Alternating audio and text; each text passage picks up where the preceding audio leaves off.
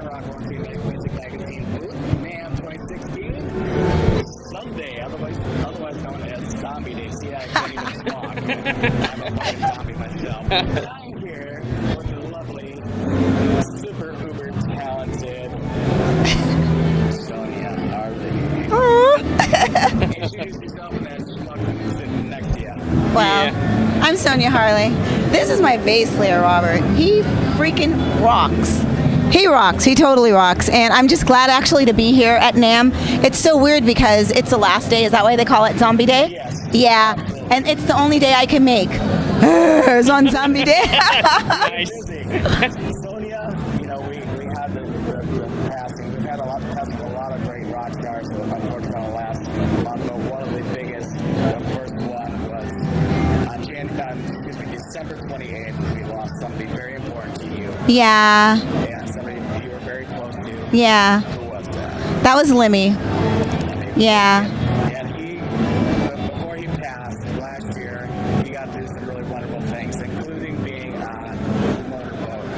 Why was it kind of cool that you in particular were on motorboat? It's cool to be on motorboat, no matter what. But what made you different? Why were you so different on motorboat? Well, I was different on Motorboat because, first of all, I had some amazing musicians. My band, this guy right here. Ah, thank you very much. Robert Cruz bass. Yes, Robert Cruz and Charles Wiley and Robbie Duran that came with me. But what made it super amazing was that I didn't really pay attention, Wes, actually, to what was going on. I just know that, like, hey, come do the UDR showcase at the Whiskey. I'm like, okay, cool. So I do that. And then, like, maybe a week or two later, it's like, have you ever heard of Motorboat? And I had heard of it, but not really. And I'm like, kinda. Well, guess what? You're gonna play it. So, and I'm like, oh my gosh, okay. So then I find out, I go and I play it, and then I didn't realize till we got back that I'm the first, like, black chick front person to ever play Motorboat. So we made history. Yes. And we really made history because now that I guess the universe has decided to take Lemmy with him, he'll never be here for another Motorboat. So we got to play Motorboat with Lemmy with the 40th anniversary for Motorhead and then the second year for Motorboat. So I was just like, okay, here's a weird story. So we're hanging out at Lemmy's and he comes out, he gives my mom a t-shirt. It's a Motorboat t-shirt months ago, and then says that'll mean something later. I didn't know what it was. You see what I mean? So he already had it probably in mind. Yeah, I'm going to give you this platform. But I had no clue. So Lemmy, I love you, and I'm not going to let him down, you know? Certainly, and he was working with you quite a bit. It's a big loss to rock and roll. Oh my God, yeah. Even 12 days before he passed, we put out ROCKwell Music Fest in 2015. Every year we choose an icon, and he was my icon for 2015. Wow. And he put out Bad Magic was in my top Oh my 10. gosh. Oh, yeah. If you've never heard a Motorhead album, which we got to be talking under a rock and never heard Motorhead. Yeah, exactly. Yeah. That Motorhead album, That Magic was a really good one to get because it had his style all the way from the 70s to current. It had, Some remakes on there? yeah? Yeah? Great remake. Track 11. Track 13. Track 13, Sympathy for the Devil. Yeah. It's Zombie Day. Zombie Day, it is. Well, you know, the funny thing about Bad Magic is that when he was in the studio with Cameron Webb, I got to go to the studio. Yeah, he's really cool. And hang out a little bit off and on, and then sitting there with him, and he'd pull out his lyrics and he'd be like, you know, I like this. He's like, and these words right here, and then he'd be like, I don't know, this one's gonna sing right, and I'm sitting there and I'm like, well, I don't know, I have to like hear it. So he was actually like singing it for me, like at his place before the album was done.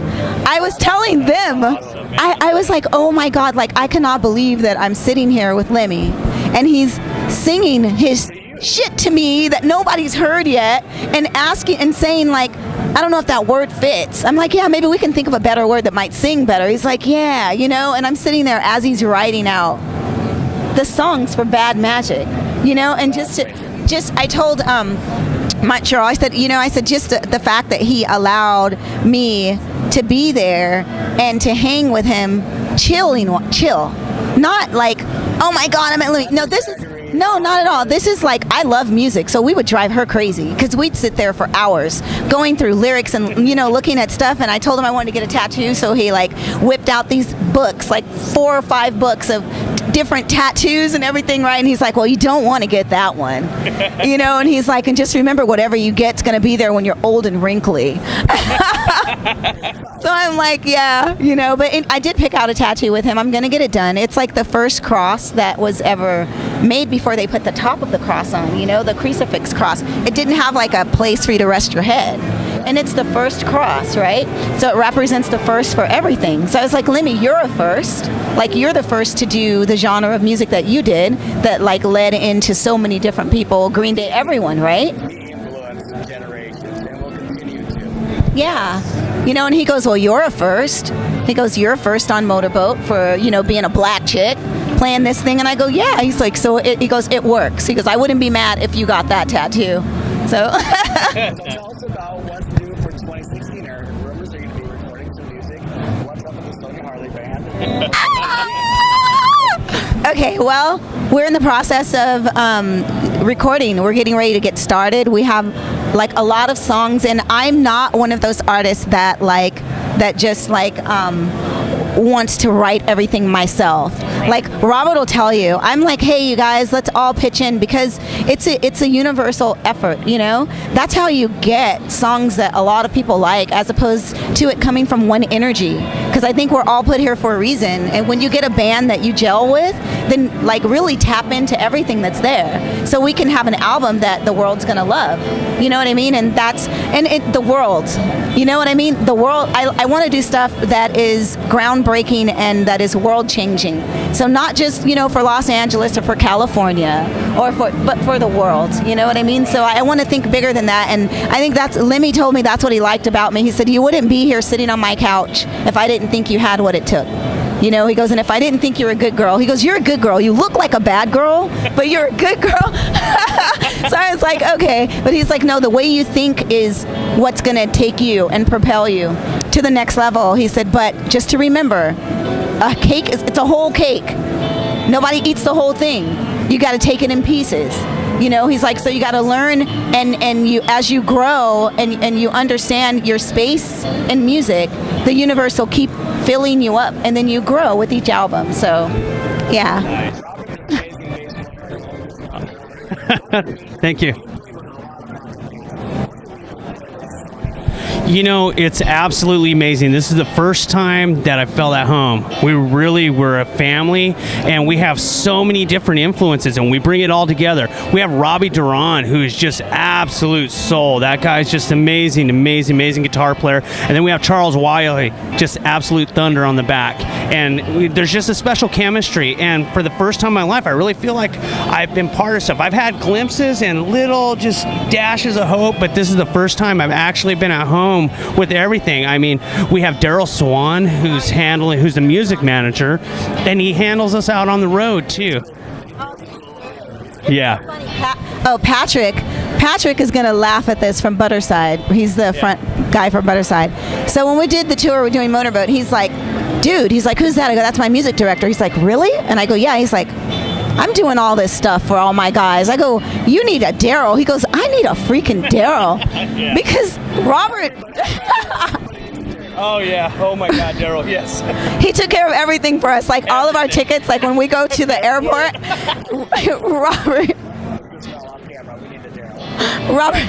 Robert was like, yeah, man, help me, because, like, I don't do this. I'm retarded when it comes to this. And he handled it, because, we got there, it's like, it's dark 100, and we're there, and the ladies I can't seem to speak English, and I just told Daryl, I said, hey, man, can you please handle this? You have words, and I'm going to rez out. I'm Native American, so I can say that. So I said, I'm about to rez out, and he just handled it. It was good. He did. Like 2 hours of sleep. Yeah, exactly. What does he say all the time? He has these key words that he says to us, Daryl. He's like, okay, guys, so so last rehearsal, there's a few things that I think we need to go dive into. He goes, but let's marinate on this. That's one of his words. Let's handle it. Let's handle this. Let's marinate on this. So we're going to go back to the song, right before that bridge, right? I just need to hear a little more tighter right there. If it confuses me, I don't like that. And so then Robert's like, all right, man, just tell me what you want. And Robbie's like, yeah. And I'm sitting on the ground because I sit on the ground at rehearsal. Sometimes I'll just sit there while they work out the music part and wait. And then Daryl's like, okay, you ready? And I'm like, I think so. Like that, and he's like, okay, so we do it. And he goes, so what do you think? I go, I wasn't paying attention to what they were playing, and then he's like, okay. I'm like, okay, so I'll just sit here and I won't sing. No, he doesn't, but he just goes like, he goes, let's do it. Yeah, he goes, the look. Okay, one more time. Let's do it one more time. And then he's so thorough.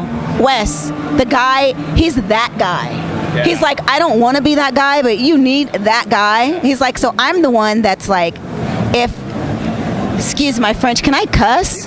He's like, if it's a clusterfuck on stage, he goes, we don't want that. He goes, shit can fall to pieces. He's like, I am trying to protect all of us, all of you, so that you have a bulletproof show. And that's what he does, because he did Macy Gray's project. He's a music director. Like, he taught it. Yeah, he taught at MI, Musicians Institute, for I think like 10 years or something like that. Now he teaches at USC. And I just thank God that he sees this project as something that he wants to invest in. Because look, guys, honestly, there's not a lot of money involved in this band. It's us loving music and the universe and God sending people our way to help us get the message out there, And you've had some wonderful, wonderful people, past and present. Yeah. Well, I think NAMM. Oh, yeah. Yeah, they're hitting the lights. Oh, no. The lights are going off. Oh, no! We're going to wrap this up. Tell us where they can find Sonia Harley. Okay, you guys can find Instagram and Twitter is Sonia_Harley, like the motorcycle. So Sonia with an I, SONIA _Harley. And then my website, it's really weird. It's really long. Just No, I'm not going through that. Just go go to my Facebook page, which is Sonia Harley Loves Music. Sonia Harley, LUVS MUSIC. LUVS, like, loves music. Because I do. And you know what? I don't know. I think we should probably say this, right? ROCKwell magazine freaking rocks! Yes. Yes. And bass. Thank you. Oh, thank you. Thank you. Thank you for having us. Hey guys, this is Sonia Harley, and you're listening to ROCKwell Radio.